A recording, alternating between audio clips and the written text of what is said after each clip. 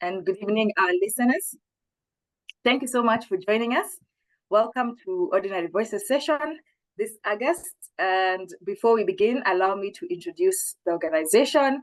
So I'm Valdivia Virginia. I'm the current GYF ambassador. And today we are going to be engaging 3 guests on our topic of the month. So before we begin, allow me to just speak briefly about what GYF does. So our mission is to be able to equip young people with the necessary skills to either secure or create a job for themselves. So enabling them to either create a business that can help them earn income and improve the quality of their life.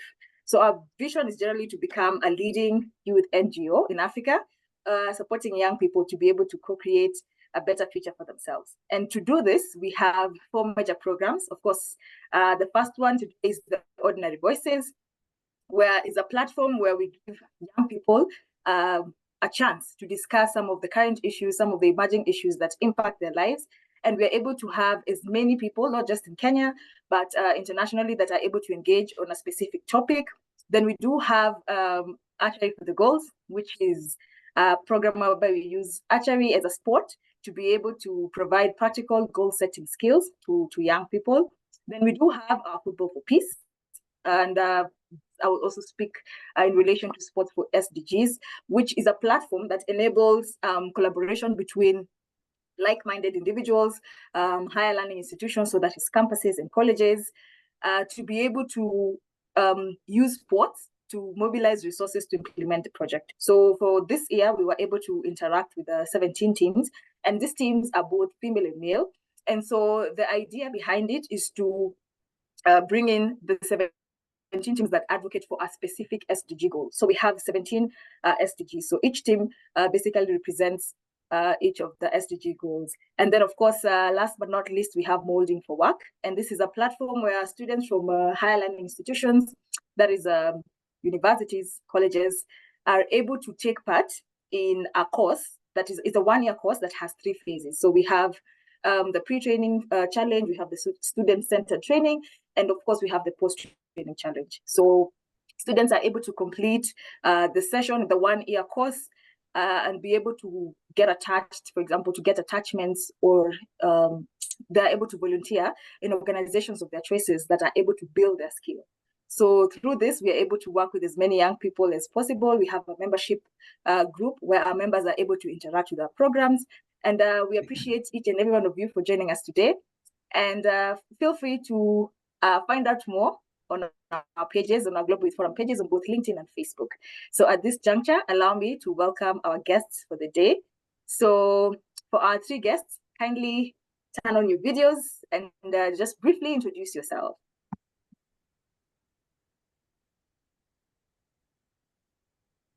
I think. All right, I think I'll begin. Yes, Rachel. All right, hello everyone. It's very nice to be in this space. My name is Rachel Omboiwa Home. I'm an advocate of the High Court of Kenya, and I'm currently a legal officer at Kituo cha Sheria, the Forced Migration Program, where we work with migrants and refugees. I look forward to having a discussion on the Global Youth Forum, and to hear questions from you, and also to engage and see how we can make this better. Thank you. Thank you, Rachel. Allow me to ask you, what is your favorite SDG and what change do you want to see in the world? Thank you very much. I can mention SDG number 8, and that is on decent work and economic growth. So the thing that I would want to change, yes? Sorry, what change do you want to see in the world? I would want to see a society where we are providing a way forward. We are coming with a recommendation on how to improve our lives in terms of alleviating poverty and also getting a good pay wage between the male and the female. Thank you. Thank you, Rachel, for that.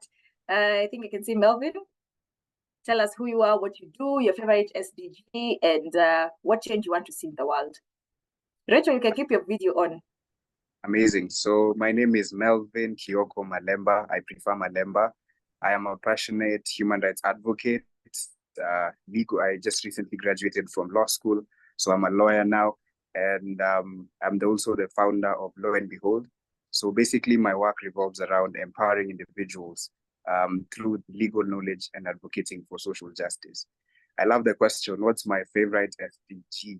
I think for me, it's SDG 16, which is the peace, justice, and strong institutions. This goal really resonates with me deeply because my mission is to ensure access to justice for all and building effective and accountable institutions at all levels. So the change I would want to see, and I can already see it happening, is I envision a world where justice is accessible to all, where human rights are upheld universally, and where legal systems are tools for empowerment rather than oppression. So I want to see more young people involved in the legal processes and understanding their rights and using them to challenge injustices. Thank you so much for having me. Thank you so much for that introduction, Melvin. And Jerry, last but definitely not least, tell me what is your favorite SDG? What change would you want to see in the world? And of course, tell us what you do. Okay. Greetings, everyone. My name is Njeri Washira. I'm very happy to be here and I'm honored to be among young people and having this conversation. So I'm a practicing advocate. I work at a law firm, Kokimbolo and Company Advocates. I'd like to call myself a serial volunteer. I have volunteered with various community-based organizations from where I come from, that is Ngong, Mathare. So currently I'm a volunteer at Go Green Environmental Club, where we started a chess community, and I work with teenagers. So that is what I basically do. My favorite SDG is SDG number 5 on gender equality.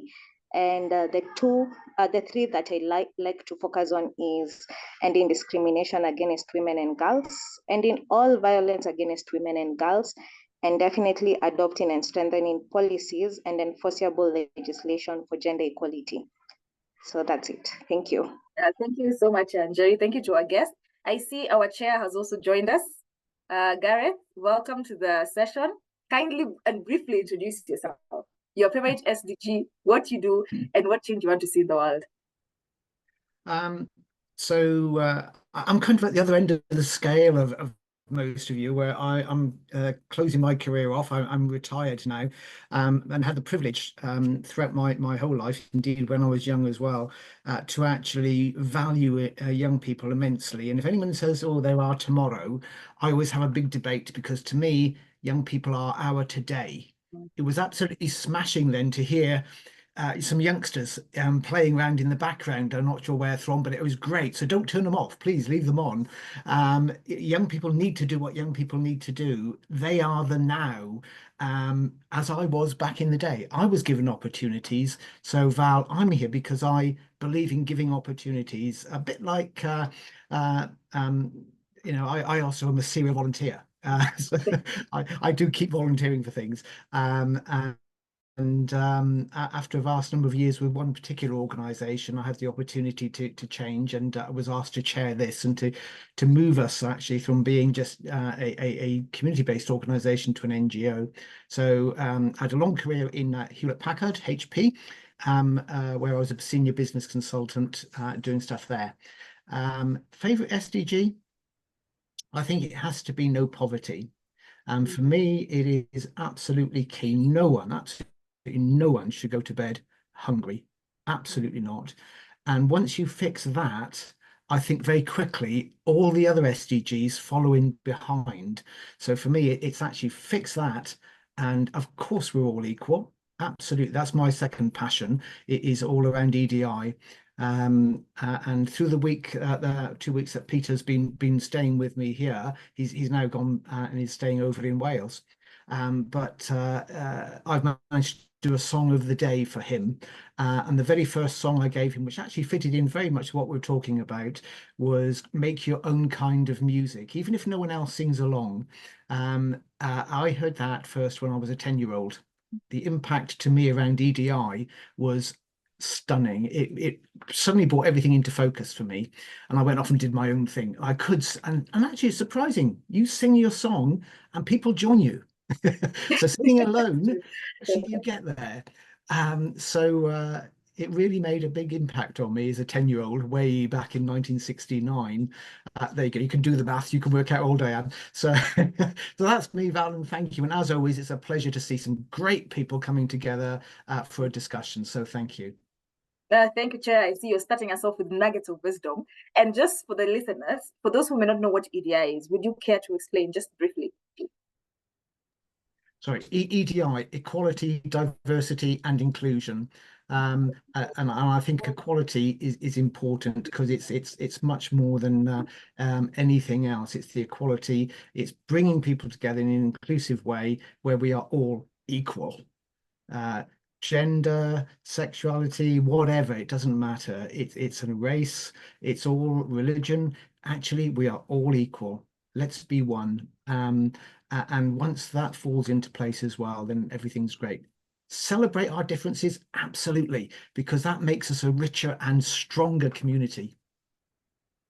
Thank you for that, Chair. So kicking off our topic for today, we're going to be discussing reimagining the 2030 agenda. And to start us off, to our guests, when you hear the word reimagine, what comes to mind? Do you believe that we've yet to see the best in innovation? And if not, what do you think, in your opinion, could be done to realize the same?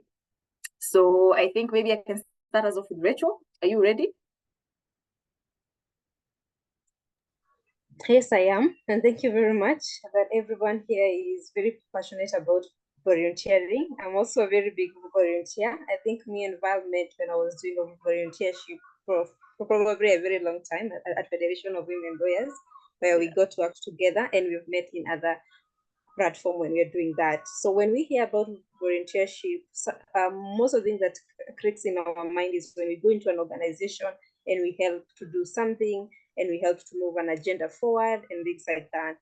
But through the years, we've seen that there is a growing trend where we have volunteers who are doing it virtually. So I believe there's a very full potential in virtual volunteering, where we have young people moving on agenda through technology. We have different apps, like we have TikTok, for example, we have IG, we have Facebook, like whatever we're doing right now. We have YouTube. So I believe that volunteering, there's a full potential that we are yet to tap into, that people can move an agenda forward, people can educate people can volunteer, and through a virtual volunteering. So I believe what needs to be done mostly is that the programs and organization that needs an agenda to move forward, or people to volunteer, young people specifically, we need to do critical engagement to the young people, and also we have a proper volunteer management.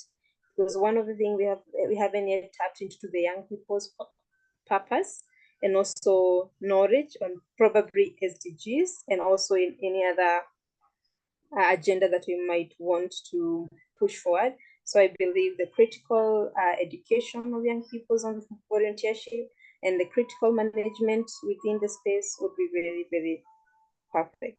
Thank you.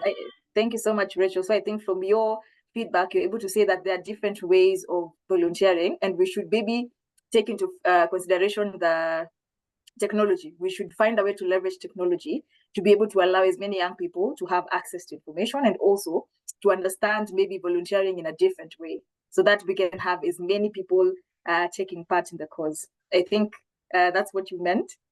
Yes, thank you. Okay, thank you, Rachel. So Melvin, feel free to jump in.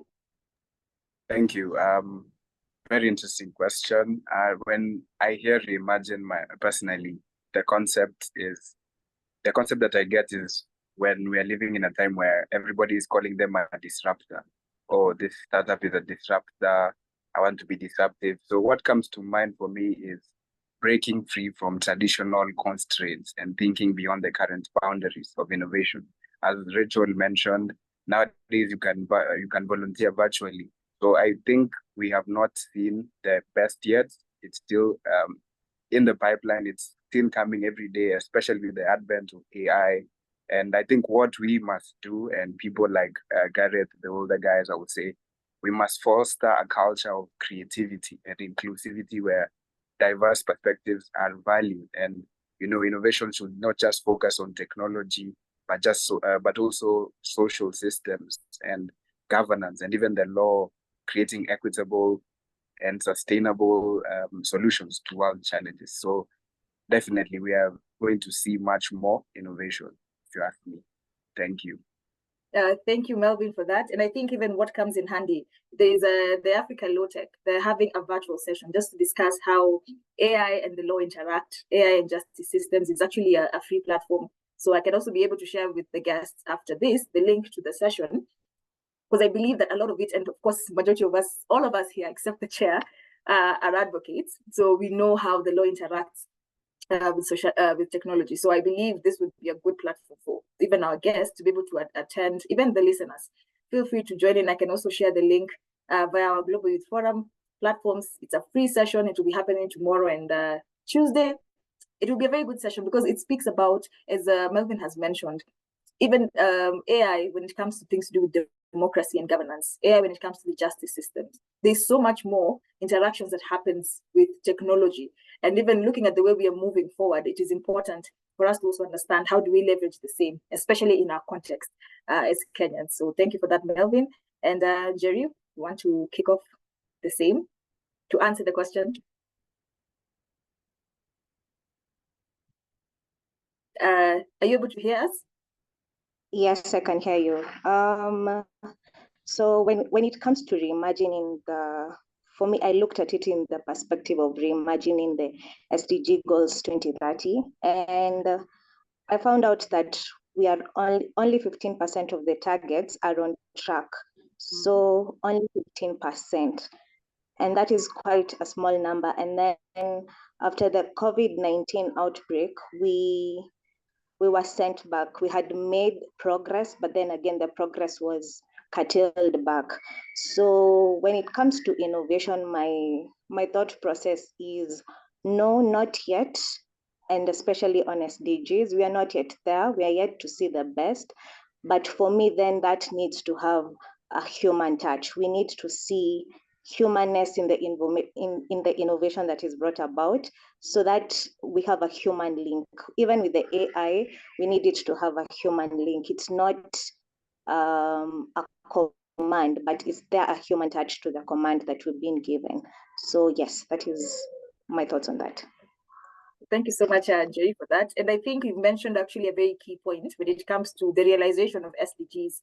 And I know there's also a time where when in 2020, they had actually said that for gender equality, because you and I both have a passion towards gender equality, and they actually said that during the COVID times, that for gender equality, especially things to do with gender-based violence, we actually moved back to the 70s in relation to how men and women are interacting with each other at their homes. So domestic violence actually experienced a very high rate. I work with FIDA Kenya, so we were able to really document a lot of these cases. So it really showed us that, yes, we may make some steps towards realizing or improving innovation, but as you're saying, Jerry, without that human link or without that human touch, then we are really focusing on the mechanical aspect of it. So thank you for that. And I think, Gareth, maybe you'd want to shed some light on the same. Of what course. comes to mind? I think everyone of the guests have made some wonderful points. Just picking up on a couple that Melvin brought up, really. One was around some placing laws in place and stuff, and I think that's absolutely great, and it's right that governments do around equality in its widest form, and then that trickles into volunteering. After a lifetime, I can look back and I can say it takes about 30 years for some of those changes to actually really come into fruition in the community, before the communities start behaving like that. And that is frustrating, believe me. But it will get there. So please don't give up and stick with the laws. That's important. AI, I think everyone has mentioned AI.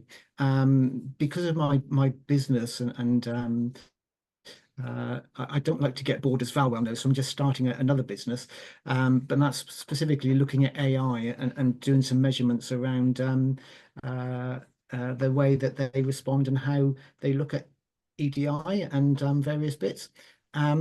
Actually, they are remarkably prejudiced. If you ever want a stereotypical response, ask an AI something. They are not into equality.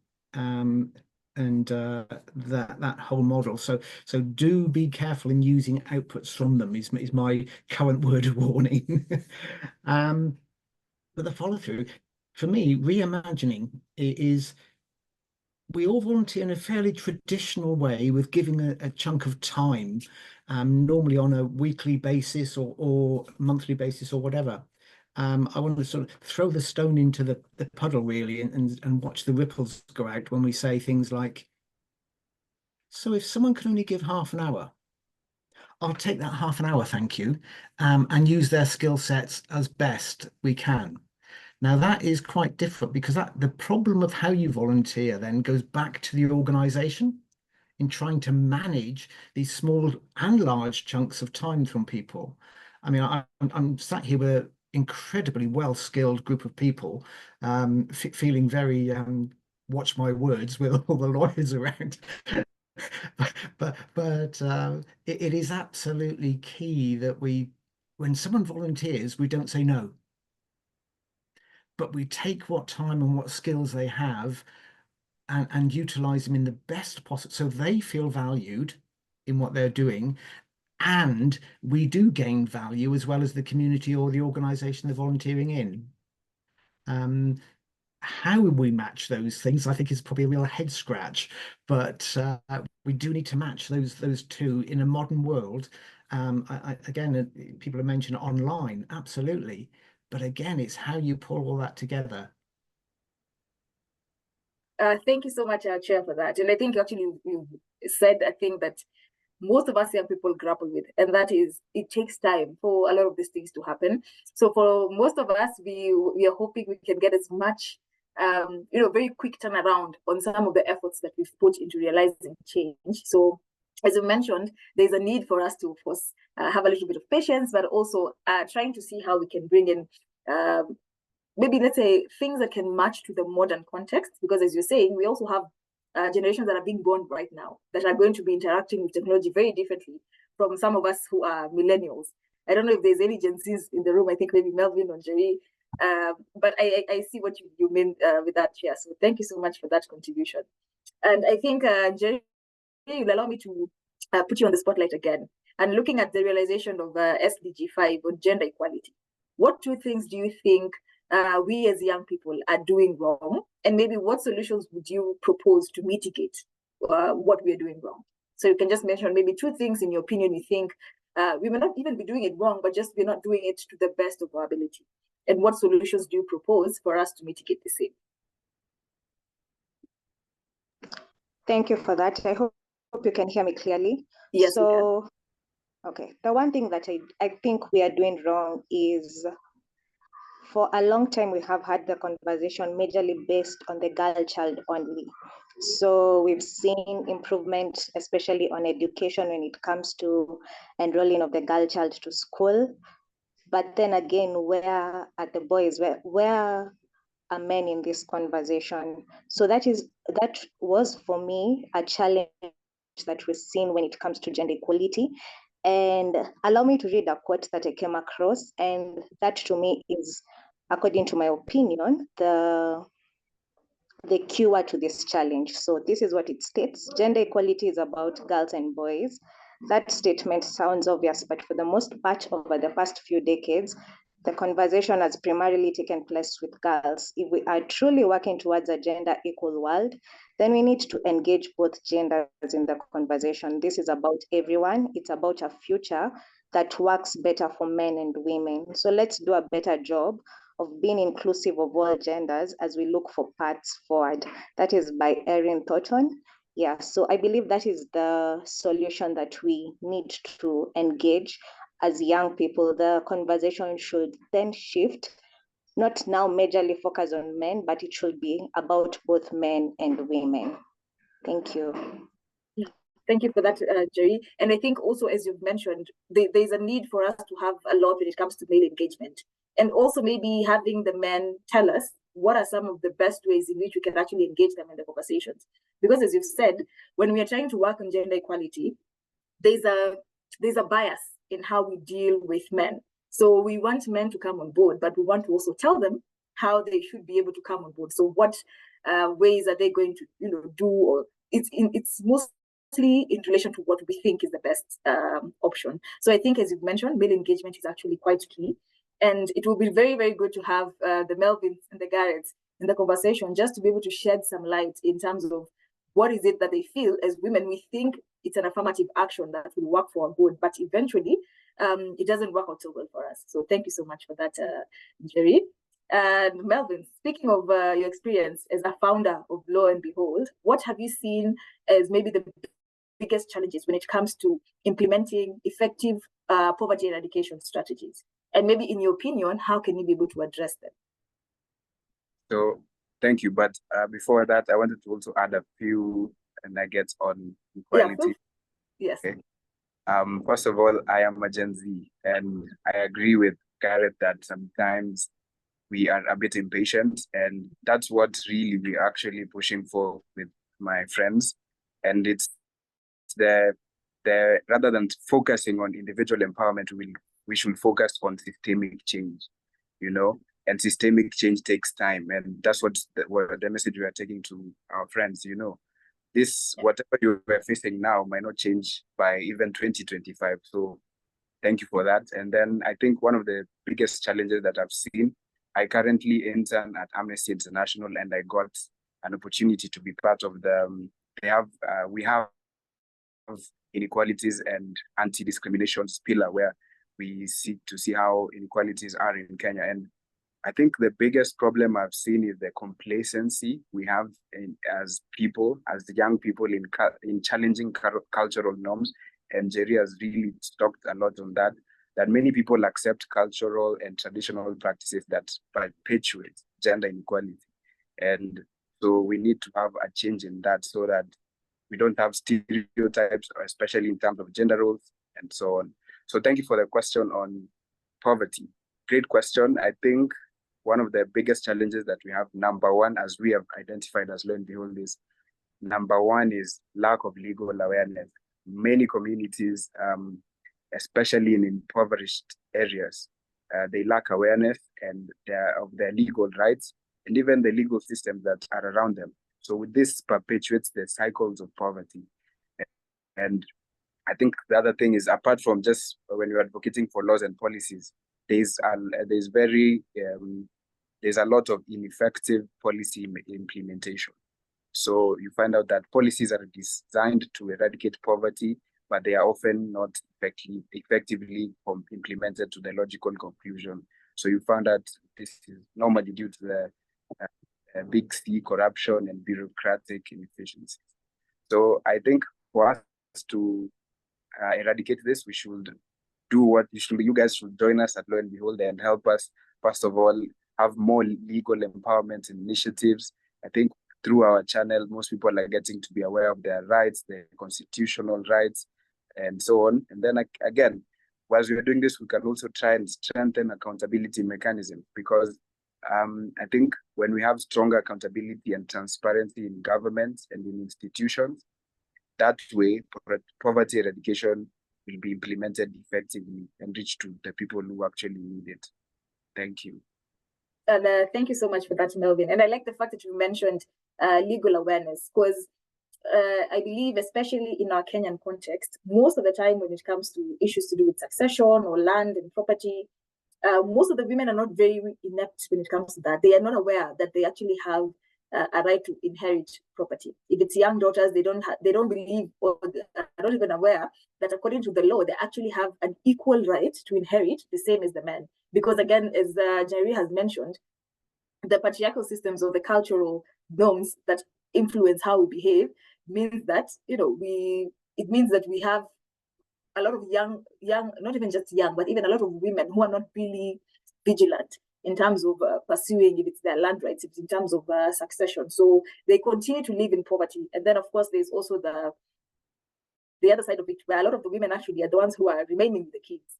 And I say this because you find that in situations where maybe in case of a divorce or unwanted pregnancies, teenage pregnancies, it's usually the mothers that actually remain with the kids. And you find that for a young girl of 15 years, taking care of a child is not an easy feat. So poverty still continues, to maybe impact them in the long run. And I know that there's also the analysis that showed that by 2030, around 590 million people will still be living in poverty.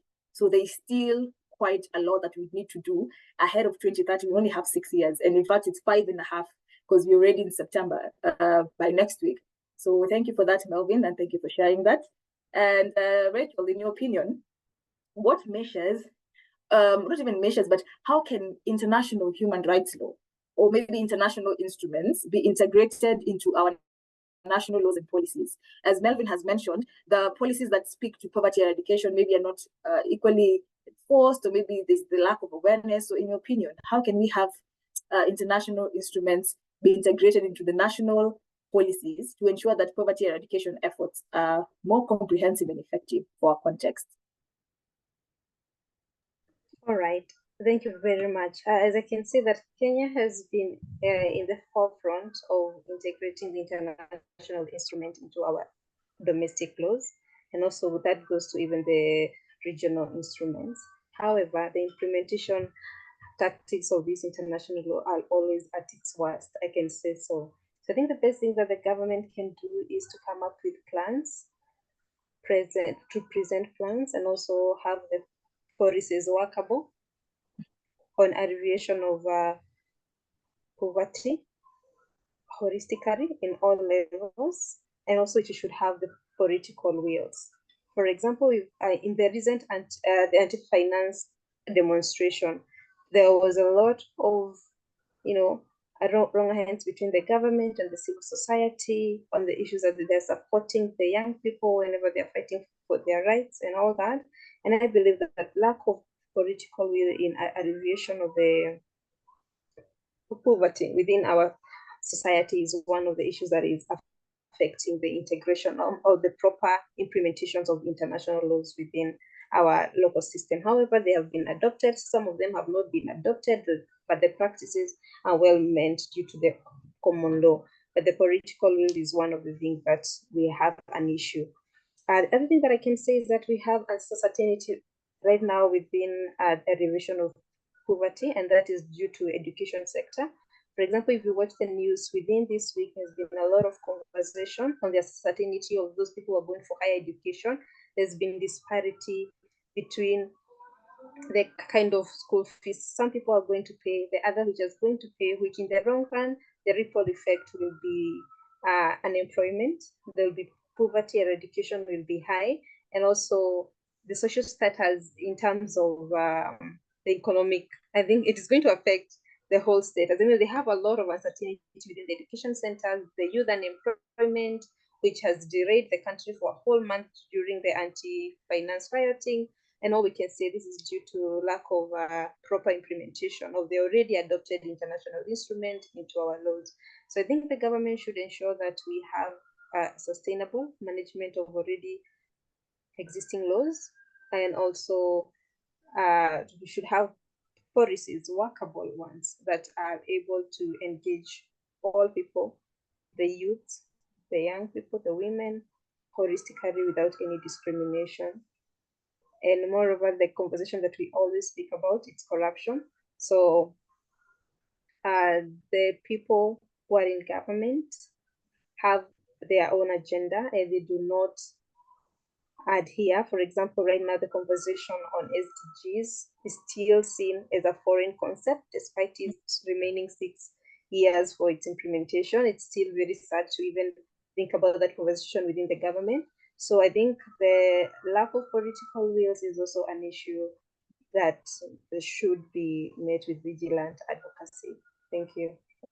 Thank you so much, Rachel, for that. And I think you've also mentioned a very key point on political goodwill, because as you've mentioned, there is a lot that we've already adopted as international instruments. They're already part of our Kenyan system by virtue of Article 2 Constitution.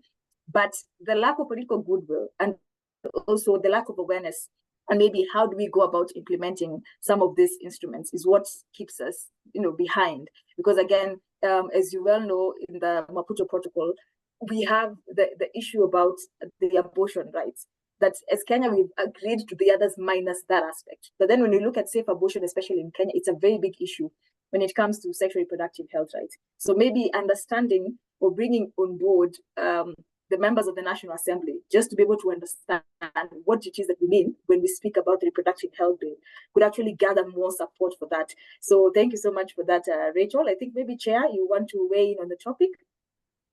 I think for me, this part of the conversation has shown is how easy it is to divide people, and anyone that wants to take you off and distract or whatever, it's dividing. Actually, if people stay together and talk, just having conversation, I never mind anyone having a radically different opinion from me if we keep talking, because at least I'll understand where they're coming from and they'll understand where I'm coming from. And I guess my message is always, don't be divided. And it's the one thing I think out of all these conversations we've had just now, it is that the troubles come when people become divided. And normally someone has caused a division. And it's sometimes as simple as the lack of inclusive language. We, rather than, a they, it suddenly focuses people's minds on actually all this stuff that we have in common, and only this tiny bit are we different. So let's focus on this piece first, please, and then we can have conversations about those, of course. Do they need to be brought out? Yes. And that's for me the piece about celebrating diversity and our differences. But also there's this huge piece we go and celebrate together. So have those conversations slightly wider. I think, Trey, you've actually mentioned some very good points coming through. And that actually goes to my next question. I was asking, maybe what measures would you suggest that can be taken to prevent discrimination against the different groups, against the different people living in poverty, so that we can ensure that they have access to maybe basic services and opportunities? That's for you, Chair. Yes, there was a pause for breath there. I've ambushed you. Unconscious bias, isn't it? Because as soon as you say poor people, you instantly think of some in bad clothing, shuffling along, head down. Yeah, well, actually, someone can be dressed very smartly and actually be in poverty, but not showing. So the unconscious bias kicked in on me. That I was just shaking myself out of it. Oh gosh. Again, it's don't assume, I think, is the first thing. Because quite often, people are proud and don't want to show that they're in poverty. They don't want to ask for anything. Certainly around a large number of areas of the world, people don't want to be seen to be asking for anything because I'm proud of who I am. There's a part there to overcome. And therefore, for me, raising people out of poverty is as we around education, and allowing a whole community to benefit from education, where the whole area rises above that, whether that's purchasing food or whether that's the better ways to grow food, but also sometimes not to sell food because the price I get actually isn't worth it and I could feed my young people. But we can sell this instead. It may be harder to sell, but there's a realization and balance that has to take place around these things. So it's education that allows people to do that. Now we've all been very fortunate and are well educated. Not everyone is, and it's getting that baseline. And helping people to climb up, and it is help because we can't push people up. It is helping them come up in education terms, and I hope that's what we as an organisation do in our small part. I'm not sure, Val, if that actually answers your question, or whether it poses further questions more likely, but it's answered it and given us something to think about. Okay, thank you. Okay, thank you so much for that. Maybe to the other guests as well, what measures do you think we can take to prevent discrimination against individuals or groups living in poverty? And how can we ensure they have access to basic services and opportunity? And I think also, Chair, as you've mentioned, there's also the assumption, which I wanted to mention, since majority of us here are serial volunteers. There's the assumption when we go to work that we have, we are well sorted, but most of the times we realize we don't get paid for a lot of these opportunities. So the assumption that we are good, we're really not good. We are very broke. So thank you for highlighting the part of the assumption. But to the other guests, maybe you can each give one measure you feel would be able to impact this. So anyone who's ready, feel free to unmute and proceed. Melvin, I see you're muted. Yes. So I would agree with Gareth on this one, that education is key. And I know that knowledge is power. The moment that we try to talk to people, there's usually a paradigm shift that happens. So for me, I would say, and what I've seen Amnesty doing and the spaces I've been in, we can try and, do more targeted social programs where, governments, NGOs, develop this targeted social program, so that they provide education, healthcare, the basic needs that we have, and even employment opportunities. As you've mentioned, volunteering, yes, you're volunteering, but sometimes you don't even have the funds to volunteer. So governments will come in and ensure that we can break free from these cycles of poverty. Thank you for that, Malemba. Rachel? All right. I think what I can say is the phrase that we always use, and leave no one behind. So I believe that the government should have a holistic approach to reduce inequalities, and we should involve the women, the young people, PWD, the minorities in every group, and we should have and strengthen our accountability cycle as a society. Thank you. Thank you, Rachel. And Jerry? I'll go straight to the Constitution, and according to me, that is what is basic. So we have Article 43, which provides for the economic and social rights, which include highest attainable standard of health, accessible housing and adequate housing, and then to be free from hunger and to have adequate food and of acceptable quality, clean and safe water in adequate quantities, social security, and education. When I went through that, what came to mind is, what is the government doing? Because this is actually already provided for in our Constitution.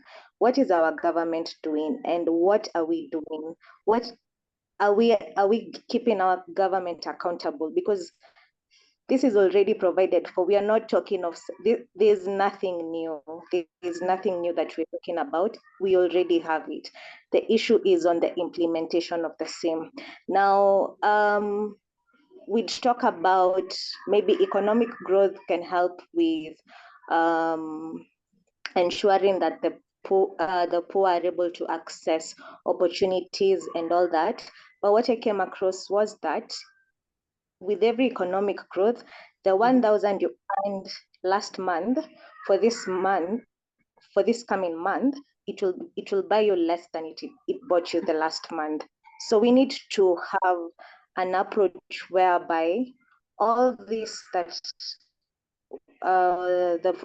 what is provided for under Article 43 of the Constitution is implemented. That is one. And secondly, I believe not most of us are aware. We need to go out there and see what people are going through to become aware, and with that, we'll have our government accountable. So I believe that is the solution to that. Thank you. And I think also, Jerry, you've also highlighted what Melvin had also mentioned a bit earlier in terms of accountability, which I feel is one of the biggest things that the Gen Z movement has done in this country for the finance bill, in the sense that they have forced the government to be accountable. Because in the beginning, when they want the votes, they tell us all these nice stories, but then when it comes to the reality of things, we realize that the finance bill was going to affect us negatively even more than what it was going to do for us. So I think you've highlighted a very key point, that what is the government actually doing? And also, how can we ensure that we are able to involve the same government in creating spaces for us young people? So thank you so much for that feedback for all our guests. And just in time with our... Val, if I may just very quickly pick up on a Yes. comment that Melvin made, Oh, okay. which was around knowledge is power. Absolutely. It is real power if you share it. You share knowledge and it's even more powerful than hanging on to it. Thank you. Thank you so much for that, Chair. I think that's actually straight into the point. Thank you for that. And I see you've received a love from Melvin. He loves your comment. So as you're proceeding well, allow me to ask each one of you, to our guests, if you are in charge of the Ministry of Youth Affairs, that is the Ministry of Youth Affairs, Sports and Arts, what policy in particular would you either bring on board or would you want to adopt to further the cause? So, Jerry, I think I can start with you.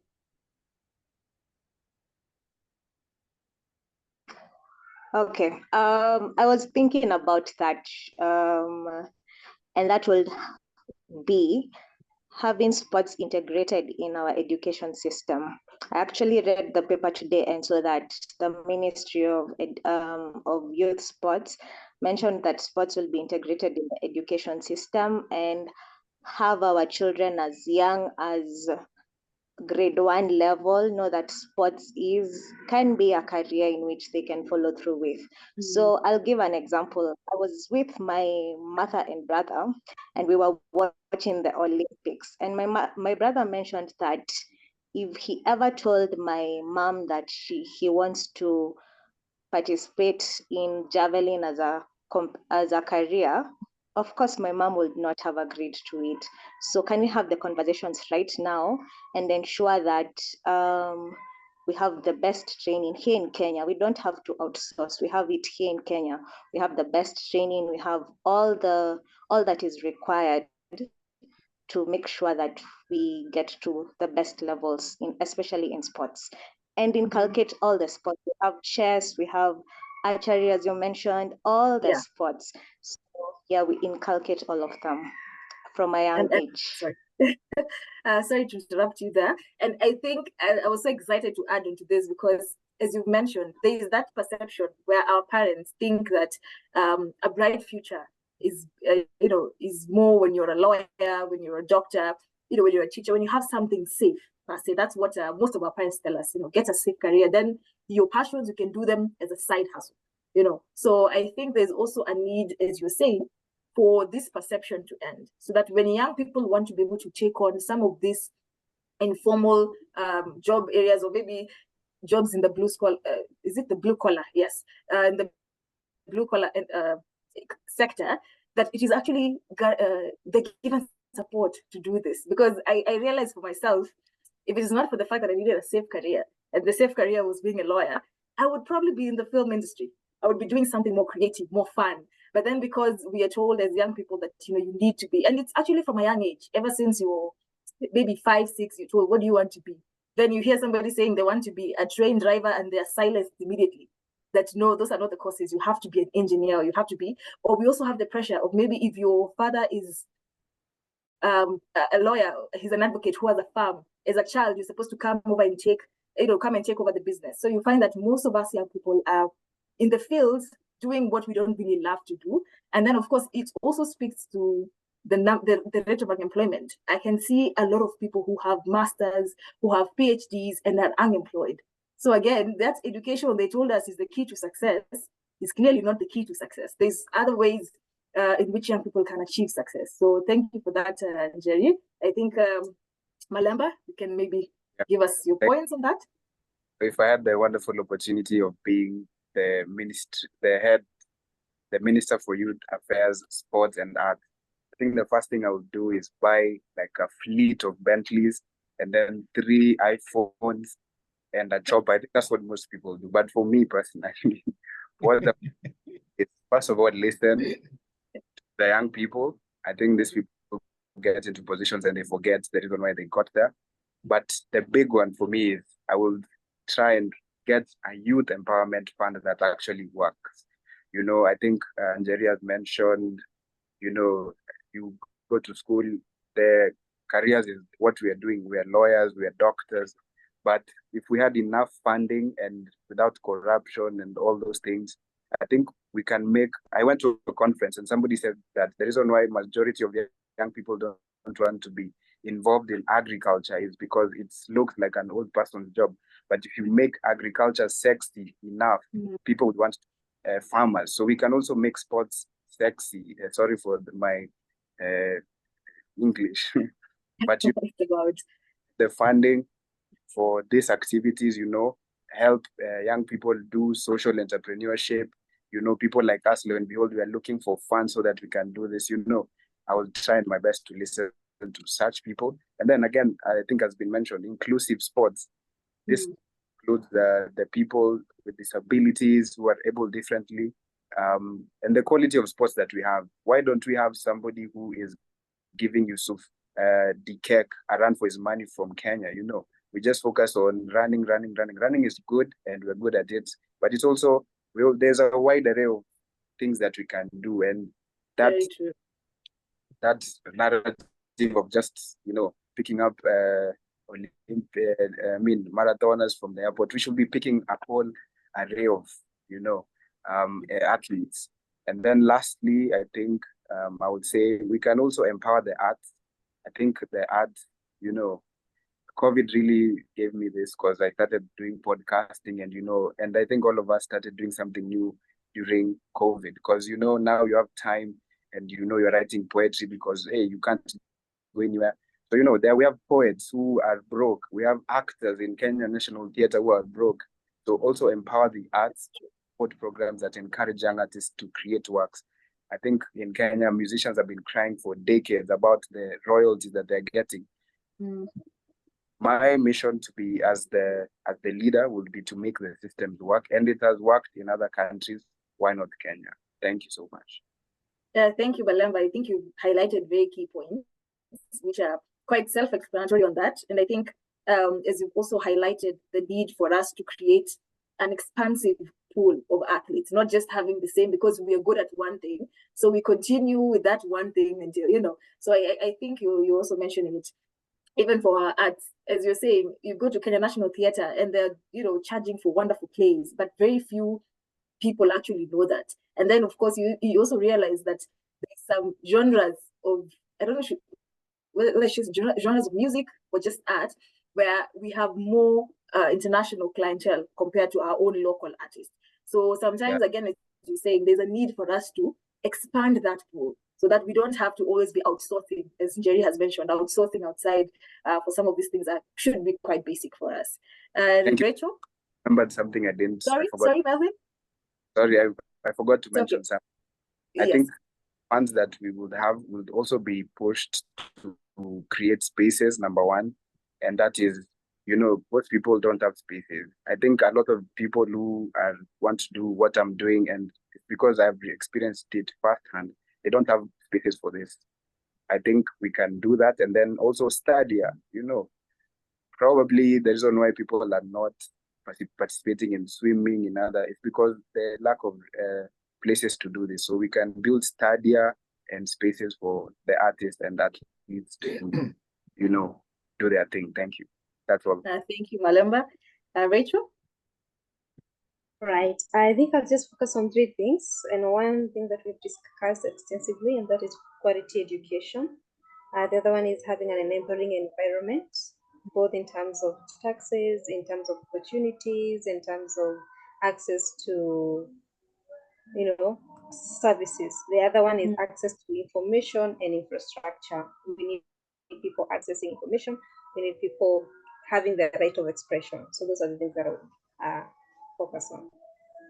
Thank you so much, Rachel. For our guests, also note that we'll be finishing in the next 10 minutes. So before we continue with the final part of the question, allow me to welcome one of our volunteers, Justin, who is in the house. Hi, Justin. Hi, Val. Hi, how are you? You're well? I'm good. And welcome to our session. For those listening to us, please note that Justin was a volunteer of the year 2023. So he did such a tremendous job that he was actually a volunteer of the year 2023. So Justin, kudos to you for that. And for now, allow me to give you just a minute or two maximum to explain to us about the Molding for Work program.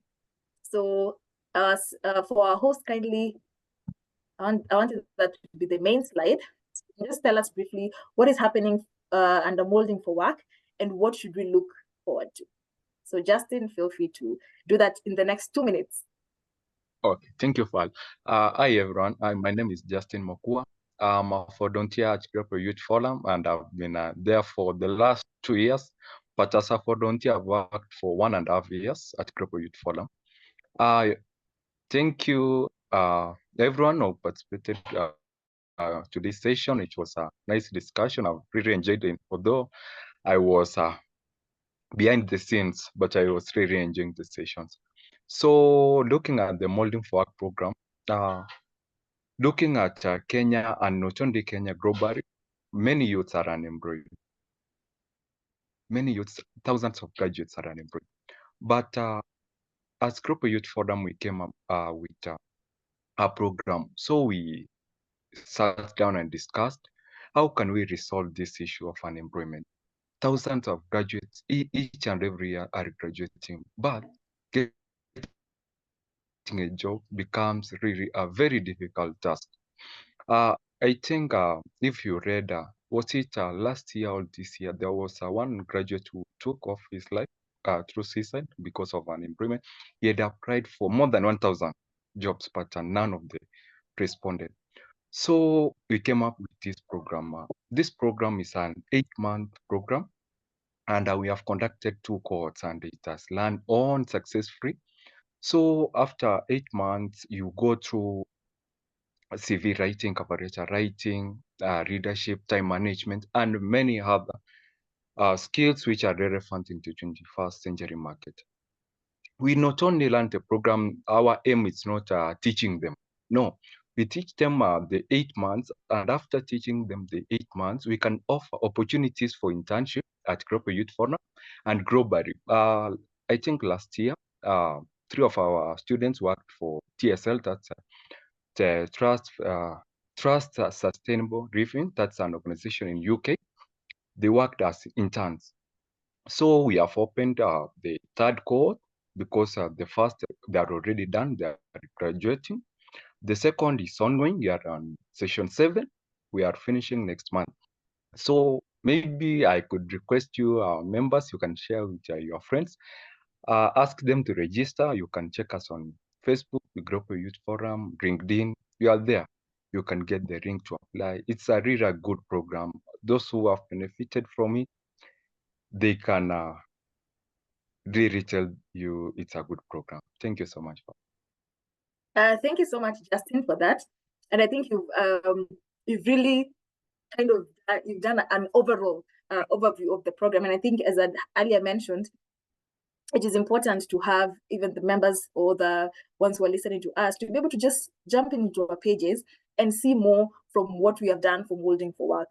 As is mentioned, this is not our first cohort. We have had other cohorts before, and it will be important for you to also kind of follow up and see from some of the people who've learned from us, what are the gains that they have had, or how has the work that they have gone through at the Molding for Work program impacted their lives. I can tell you from experience, I personally started as a volunteer at GYF, and I learned a lot. Granted, it was not an easy process. Being a Justin and being a volunteer of the year, it's not an easy process. He can tell you that it is something that requires hard work, it requires effort, but then it is also very rewarding. Because for me personally, a lot of what I learned at Global Youth Forum is actually what made it easier for me to get into the work life. What should I say? The work life, or should I say the working space? Because it's shaped a lot of the character that I needed to be able to be a professional. Because again, you realize, even for Rachel and Jerry, they will tell you, and Malemba, that being a professional requires a different skill set, in the sense of the character that you need to show up as in the workplace is not usually the same character you're used to in very different settings. So it is important for you to take programs like this that are offered by Global Youth Forum, because it will be able to equip you effectively for that. You will be able to learn life skills. I personally learned a lot in terms of leadership skills. I learned a lot in terms of critical thinking, problem solving. For me, I can tell you a lot of who I am today was a result of how I started at GYF. Because as a volunteer, I was able to grow into an organizing secretary. Then I grew into the chairperson of Nairobi County. And here I am again as the ambassador. So as you can see, it's something that requires effort, it requires time, and it requires patience. So thank you so much for that, Justin. And before we end the guest session, allow me to also introduce one guest who is a special guest who will be saying hi to us. Hi, Val. Are you able to hear me? She's another Val like myself. Welcome. Hello, Val. Hello, everybody. Welcome to the session. Kindly introduce yourself. Yeah, so my name's Val Turner. Okay, I'm in South Wales here. I'm a clergy wife, or my husband is retired now, a priest in the church in Wales, which is Anglican, if you're familiar with that. And we've been a great supporter of young people. We have 2 sons ourselves and 2 grandsons. Not that I'm male biased in any shape or form, but we only seem to have had the males in our family. But obviously in ministry, we've had a lot to do with young people over time. And especially for myself in the early 90s, 1990s, sorry, so last century. I was a prison visitor in Cardiff Prison, so I had a lot to do with young men really at the bottom of the pile and reaching out to them. So it was a great experience, great privilege to meet a lot of people. And it wasn't about taking God into the prison. God was already there. And I was greatly ministered to, I felt, going in there. And since then, of course, lots to do with young people, both male and female, of course. And so I'm a great supporter of ladies doing their thing. I'm very conscious that Val is so wonderful with young people and offers so much. And just to say, the relationship with Val to Global Youth Forum comes because her brother is our patron. And they do so much wonderful, wonderful work in the background that I personally thank you, Val, for all that you do. And likewise, obviously, Stephen, your brother. Oh, well, yeah. These are natural, isn't it? Yes. Well, I hear all about it. Thank you so much. Thank you so much, Val, for that. I was actually about to mention that after. So, Chair, thank you for that. And of course, Val, send our greetings so much to Stephen Foster. He's been a wonderful patron. We've been with him for a long time, and it's been a pleasure to have you also joining us. I love the fact that you've spoken about the male engagement. You said you worked a lot with a lot of men, so I'm happy that that is actually coming forth again, because it was one of the things that we were discussing in this session. So thank you so much, Val, for that. And I'm hoping to see you more and more. Hopefully we can have you as a guest for our next session, and you can be able to give us some of that wisdom. So thank you so much for joining us, and allow me to be able to end the session just by asking each guest to give us a 30-second call to action for our young people. Maybe in terms of now, we've already discussed the topic of the day. So what call to action would you give to the young people when it comes to reimagining volunteering for the 2030 agenda? Okay, I think I can go first. Yes. First of all, let me pass my gratitude. I think you guys are doing the Lord's work, and kudos to you. So my call to action would be to the youth and to anyone who's watching this. There is power in innovation and there is power in activism. I think the past 2 months have shown that there is power in being actively participating in shaping the future in this present moment. So let's be the change makers who drive the world towards a more just and equitable future. Thank you for having me. Thank you, Malemba. Jerry or Rachel, anyone can jump on board? All right, Yes, I think I'll to jump on board. Yes, and I will say to the young people, let's be innovators, let's be leaders, and let's have critical thinking around the issues that are affecting us as a society. Thank you. Thank you, Rachel. Jerry? My call to action to the young people Let's have conversations. Let's sit down, have our heads together, and think about the things that are affecting us and form solutions for them. And also to our government, we need to demand for transparency and accountability. Thank you. Thank you, Jerry. And last but not least, Chair. I would say, remember that you are the now. Go grasp that battle. Lead. People will respect you for that. Young people have never let me down. Given the opportunity, they have always, every single time, risen to that challenge. So go do. Do it constructively, do it openly, in conversation, and it will work tremendously well. Remember, you need to work. And that's where you spend the bulk of your time. So be sure you enjoy what you're doing. And go do. Thank you so much for that, Chair. Thank you so much to our listeners who've been listening throughout the session. Thank you so much again to our guests. And we hope to catch you for the next month's session.